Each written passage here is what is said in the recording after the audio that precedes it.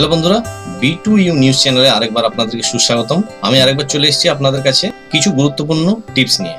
বর্তমানে প্রায় প্রত্যেক ঘরেই রান্না গ্যাস ব্যবহার হয়। আগেকার মতন তো আর কাঠ কয়লা এখন আর ইউজ হয় না। গ্যাসে রান্না করলে তাড়াতাড়ি একদিকে রান্নাও যেমন হয়ে যায়, আবার অনেকে কিন্তু গ্যাসে রান্না করাটাও পছন্দ করেন। তাই তো গ্যাস সিলিন্ডারে গ্যাস কতদিন চলবে তার একটা মোটামুটি ধারণা আমাদের সবারই হয়ে থাকে। কেননা পরিবারের সদস্য সংখ্যা কত, বাড়িতে কত রান্নাবান্না হচ্ছে, কিভাবে রান্নাবান্না হচ্ছে, এরকম অনেক কিছুর উপর কিন্তু সেই গ্যাস সিলিন্ডারের গ্যাস কতদিন চলবে সেটা নির্ভর করে। কিন্তু যতই ধারণা থাকুক না কেন, একটা দুশ্চিন্তা কিন্তু আমাদের প্রত্যেক গৃহিণীদের ঘরে অনেকের মধ্যেই কাজ করে। এই বুঝি গ্যাস ফুরিয়ে গেল।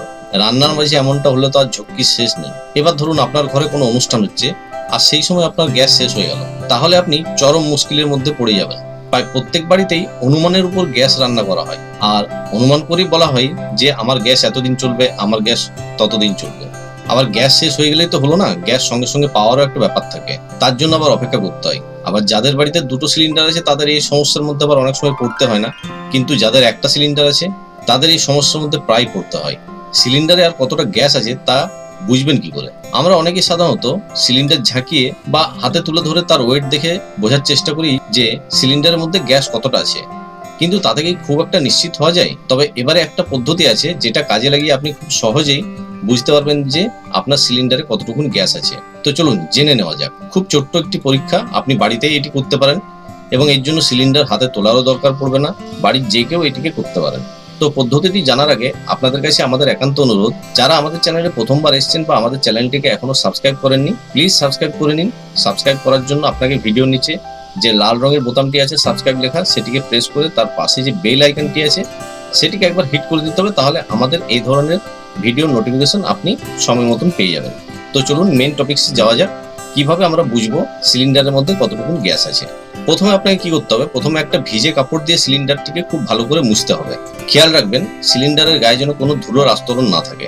এবারে সিলিন্ডার মোছা হয়ে গেলে 2-3 মিনিট অপেক্ষা করুন। দেখবেন সিলিন্ডারের কিছুটা অংশ শুকিয়ে গেছে আর বাকি অংশ ভিজে আছে, বিশেষ করে নিচের দিকটাই ভিজে থাকবে। সিলিন্ডারের যে অংশটা শুকোতে বেশি সময় নিচ্ছে সেই অংশটুকুনি কিন্তু আপনার গ্যাস আছে, আর যে অংশটা তাড়াতাড়ি শুকিয়ে গেছে সেখানে কোনো গ্যাস নেই। কারণটা খুবই সাধারণ, সিলিন্ডারের মধ্যে যে গ্যাস থাকে সেটি তরল অবস্থায় থাকে এবং সেখানকার তাপমাত্রা খালি জায়গার তুলনায় কিছুটা হলেও কম হয়। ফলে সিলিন্ডারের যে অংশে গ্যাস রয়েছে সেই অংশটি তাপমাত্রার তারতম্যের জন্য শুকোতে বেশি সময় লাগছে, আর যেখানে গ্যাস নেই সেই অংশটার ভেতরটা ফাঁপা আছে এবং সেই জন্যই তাড়াতাড়ি সেই জায়গাটুকুন শুকিয়ে যাচ্ছে। এই দেখে আপনি একদম আন্দাজ করে নিতে পারবেন যে আপনার সিলিন্ডারে কতটুকুন গ্যাস আছে। সুতরাং আর দুশ্চিন্তা করার প্রয়োজন নেই, সিলিন্ডারে কতটা গ্যাস রয়েছে তা এখন বিন্দুমাত্র সংশয় থাকলেই দেখে নিতে পারেন এবং এই সিম্পল পরীক্ষাটি আপনি যে কোনো সময় করতে পারেন। তো বন্ধুরা, ভিডিওটি কেমন লাগলো অবশ্যই করে আমাকে কমেন্টসে জানাবেন। আরও যদি আপনাদের কিছু টিপস দরকার তাহলে আমাকে লিখে পাঠাবেন কমেন্টসে, আমি চেষ্টা করব আপনাদের উত্তরের যথাযথ জবাব দেওয়ার জন্য। আর যদি ভিডিওটি আপনাদের ভালো লেগে থাকে তাহলে প্লিজ একটি লাইক করে দেবেন, কেননা আপনাদের লাইকটি হচ্ছে আমার নতুন ভিডিও বানানোর প্রেরণা। কাজেই আপনাদের কাছে আমাদের একান্ত অনুরোধ, আপনারা প্লিজ একটি লাইক করে দেবেন এবং পারলে আপনার বন্ধুবান্ধব, আত্মীয় স্বজন এবং সোশ্যাল মিডিয়ায় এটিকে শেয়ার করবেন, তাহলে অনেকেই জানতে পারবে যে কিভাবে সিলিন্ডারের এই সমস্যা থেকে মুক্তি পাওয়া যায়। তো বন্ধুরা, এখন এইখানেই শেষ করলাম, আবার দেখা হবে নতুন কিছু টিপস নিয়ে, নতুন কিছু ভিডিও নিয়ে। ততক্ষণ পর্যন্ত ভালো থাকুন, সুস্থ থাকুন, ধন্যবাদ।